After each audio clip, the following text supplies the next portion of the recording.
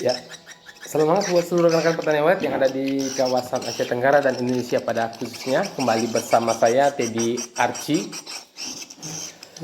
Pada kesempatan kali ini saya ingin membahas tentang ukuran void dan ruang void yang sebenarnya tidak juga harus besar. Bahkan ada kelebihan void ukuran kecil atau ruang void, area void itu berukuran kecil, ada juga kelebihannya untuk memaksimalkan gedung. Tapi sebelumnya kita lihat video berikut ini.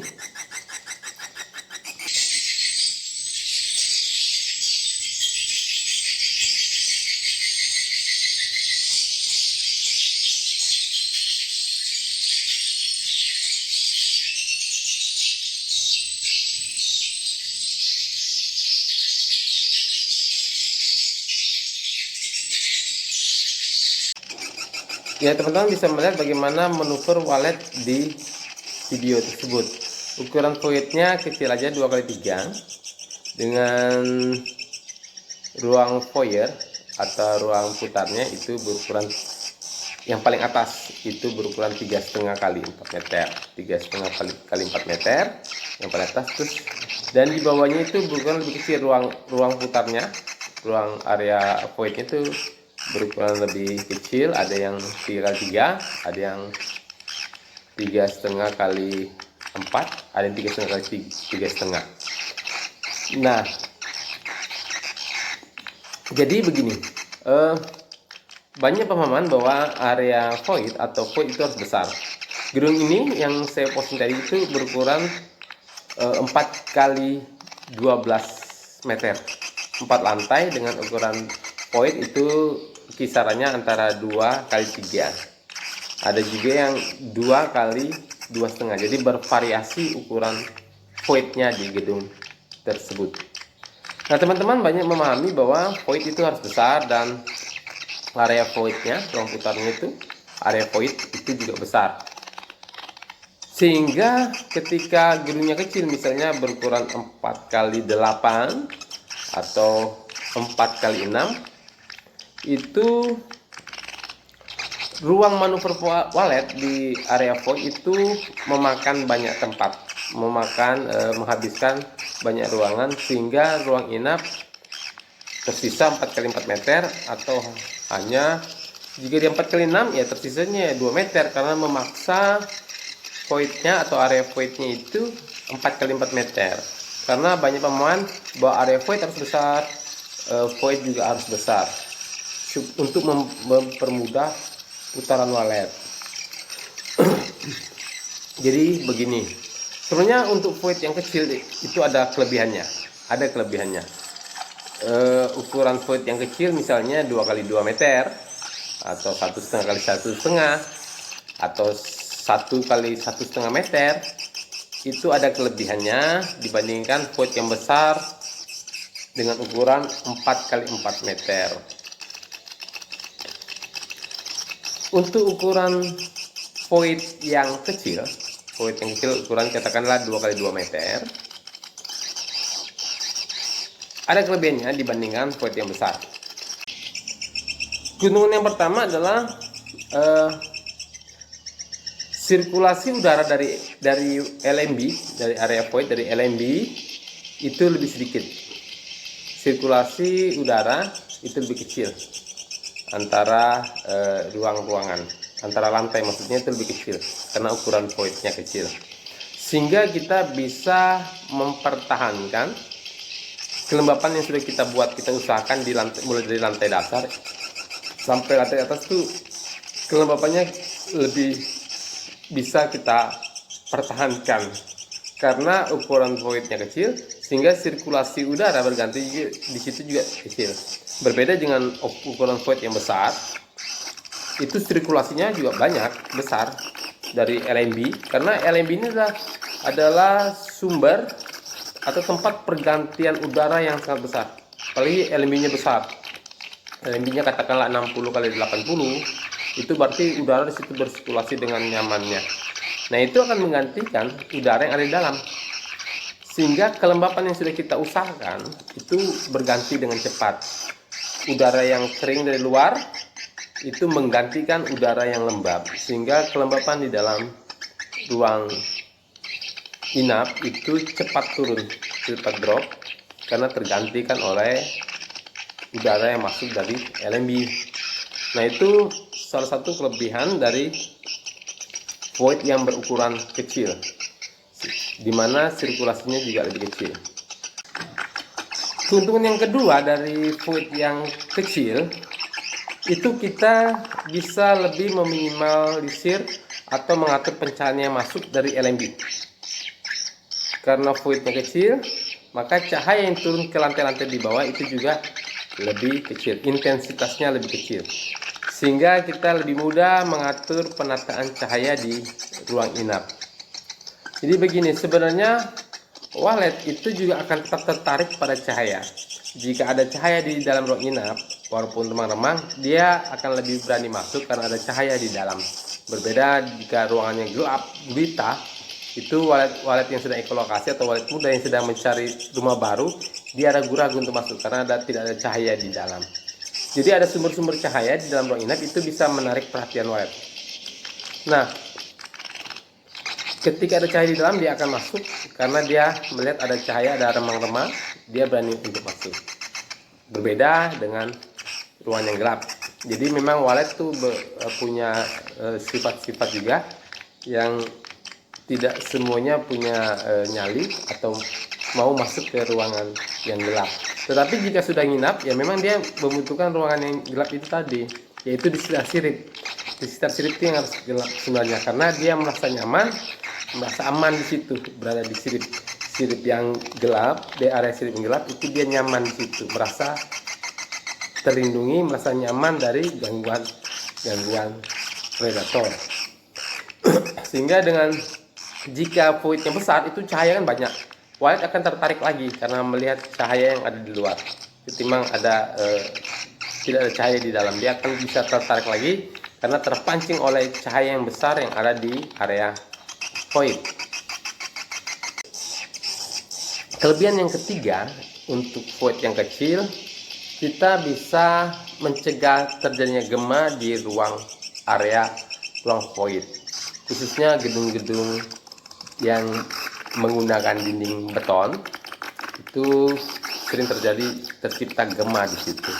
Nah, dengan void yang kecil itu antara lantai itu tersekat-sekat, sehingga kita bisa mengatur suara tarik dengan baik dan tidak ada memperkecil gema karena tersekat-sekat antara lantai di area void.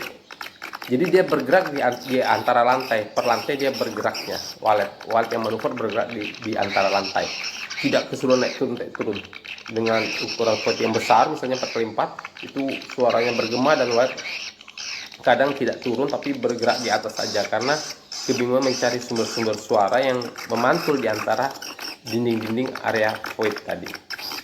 Jika voidnya kecil, berarti ada sekat-sekat di antara lantai di area void, sehingga kita lebih mudah mengatur, memposisikan suara tarik kita untuk menarik walet turun ke bawah, dan walet bisa fokus mengejar suara tarik yang ada di area void.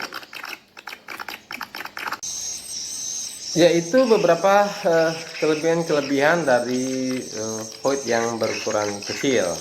Jadi tidak selamanya bahwa void kecil itu tidak baik. Jadi bisa void yang kecil pun punya kelebihan, tapi tidak berarti void yang besar itu jelek, tidak baik, karena banyak juga gedung dengan void yang besar itu sukses juga gitu. Hanya saja jika gedung Anda kecil 4x6 misalnya atau 4x8, terus dipaksa dengan void yang besar, ruang foyer atau ruang roofingnya, area void itu besar, luas 4x4 ke bawah, maka pemborosan di ruang inap. Jadi ruang inap hanya tersisa 4x4 aja kalau dia berukuran 4x8. Kalau berukuran 4x6, kalau kita paksa pun voidnya 3x3 misalnya, hanya tersisa 3 meter untuk ruang inap. Jadi void juga tidak harus besar. Dengan void yang kecil bisa sukses karena banyak juga gedung void kecil yang sukses. Bahkan ada salah satu tutorial saya tentang suara tarik, di mana terlihat situ banyak sekali sarang. Itu ukuran voidnya lebih kurang 70 kali 70 cm aja, lebih kurang sebesar itu aja. Kalau teman-teman perhatikan, di situ ada sekat di voidnya, itu ukurannya lebih kurang ya sekitar 70 cm kali 70 cm aja voidnya. Dengan menara voidnya, rumah monyetnya itu berukuran lebih kurang 120 kali 120 aja rumah monyetnya, dan satu lantai sukses. Nah itu salah satu contoh bahwa void juga tidak harus besar. Dengan void yang kecil, ukuran katakanlah 2 kali 2 meter, 1,5 kali 1,5, 1 kali 1,5 meter, itu bisa juga sukses. Yang penting triknya tepat, penataan tata suaranya juga tepat. Nah, bagaimana dengan area void?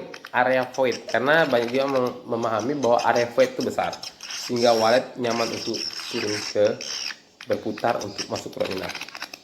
Tapi teman-teman harusnya bisa perhatikan, simak banyak video atau perhatikan pergerakan manuver walet di area void.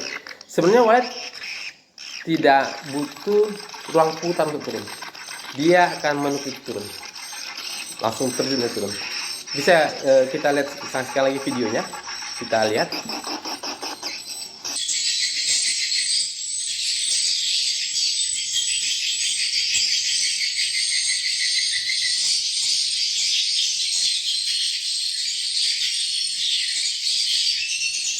Ya, teman-teman bisa melihat bagaimana walet bermanuver di area void.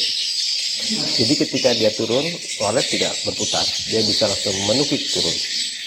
Dengan kondisi ini sebenarnya walet tidak butuh ruang putar ketika turun, tetapi dia butuh ruang putar untuk naik.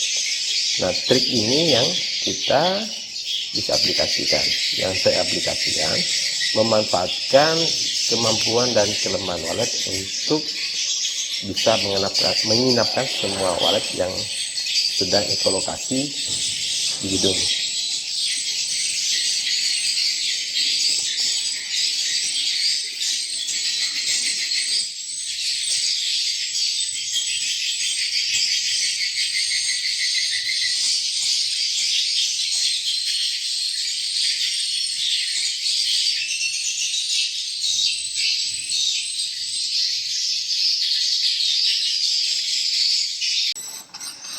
Ya, teman-teman bisa lihat tadi bagaimana manuver walet turun. Itu tadi gedung itu tanpa menara void ya, tanpa rumah monyet. Gedung tanpa menara monyet atau menara foyer, tanpa menara foyer, itu walet menukik turun. Dia tidak butuh ruang putar untuk turun.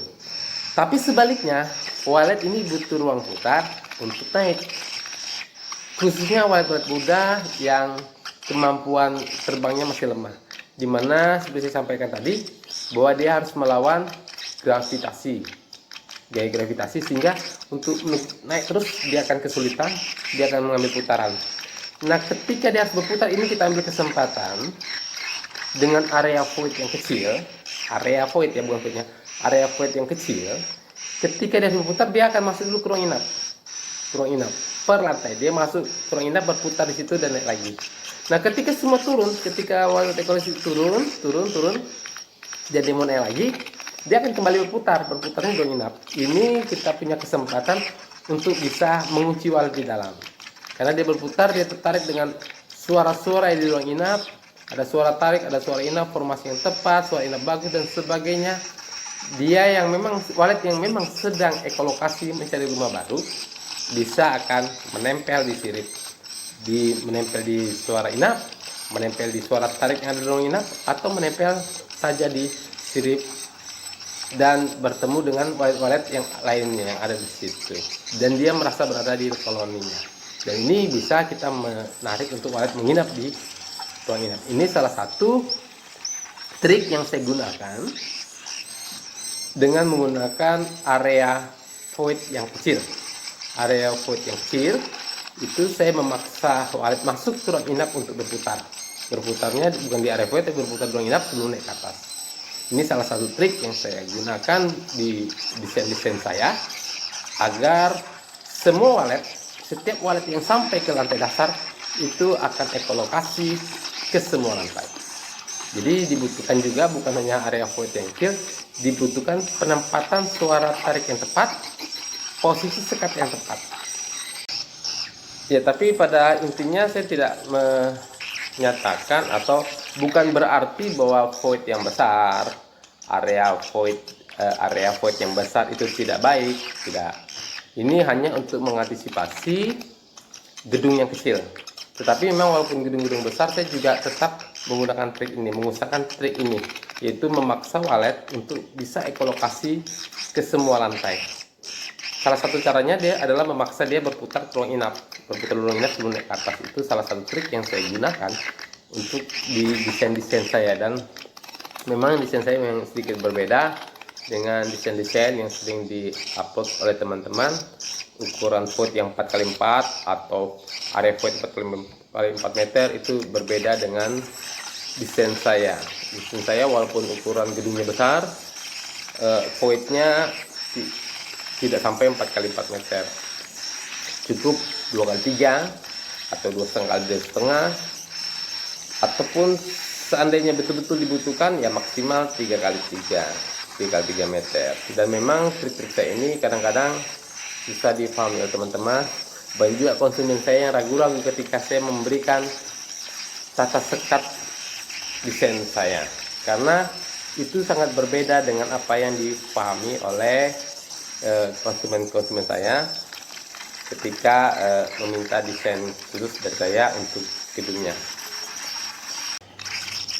Ya, jadi spesifiknya begini teman-teman. Untuk ukuran gedung 4x6, mulai dari 4x4. Kalau 4x4 saya biasanya menggunakan void ukuran 1,5x1 atau 1,5x1,5. Itu paling besarnya, itu 4x4. Untuk 4x6 cukup 1,5x2 atau 1,5x1,5. Itu 4x6. 2x2 sudah bisa juga, tapi itu juga terlalu besar sebenarnya. Untuk ukuran 4x6 2x2 bisa juga, tapi menurut saya itu juga terlalu besar, terlalu boros. Dengan ukuran 4x6 ukuran void 2x2 itu termasuk cukup boros karena sirkulasinya sangat besar di situ di area void. Demikian juga 4x8 saya menggunakan ukuran maksimal 2x2 atau 2x2,5 untuk ukuran void di gedung 4x8. Sampai 4x12, 4x16 saya masih menggunakan ukuran void 2x2 atau 2x2,5. Nah, contohnya gedung ini berukuran 4x8 meter 4 lantai. Ukuran voidnya 2x2 meter. Ukuran void 2x2 meter. Dan ruang inapnya mencapai 4x6 meter. Jadi kelebihan dari void yang kecil, kita bisa mendapatkan ruang inap yang lebih besar seperti gedung ini. Nah, untuk gedung ukuran 4x6 meter, kita juga bisa dapatkan ukuran yang ruang inap lebih besar, lebih luas, yaitu dengan void berukuran maksimal 2x2 meter, atau bisa kita gunakan 1,5x1,5, 1,5x2 meter, sehingga ruang inapnya bisa lebih besar, lebih luas. Kalau 4x6 dengan ukuran void sekitar 1,5x2 meter, maka ruang inapnya kita bisa mencapai 4x4 atau bahkan bisa dapat 4x4,5 meter. Jadi ada kelebihan dari void kecil, yaitu dengan void kecil dan area roofingnya, area manuver yang kecil, kita bisa dapatkan ruang inap yang lebih besar, lebih luas.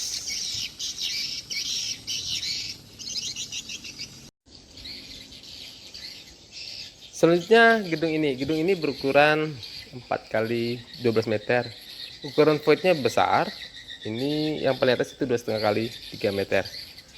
Ukuran voidnya di gedung ini lebih besar dari biasanya yang desain SWAT atau desain saya. Ini dikarenakan saya menggunakan double LMB. LMB pertama yang kita bisa lihat dari depan ini. Ini LMB pertama. LMB keduanya itu berada di atap. Itu LMB atap atau yang disebut juga liang naga. Nah, karena dia ada di atap, dan itu untuk mengantisipasi curahan hujan dari atap yang turun ke dalam gedung, maka saya harus memperbesar area voidnya. Jika tadinya saya tidak menggunakan trik 2 LMB, bukan menggunakan LMB atap, maka ukuran voidnya cukup 2x2 atau 2x2,5 saja untuk ukuran gedung 4x12 ini. Nah, bagaimana dengan ukuran gedung yang berukuran lebih besar, misalnya 6x6 atau 6x8 atau 8x8, 8x12, itu voidnya bisa lebih besar.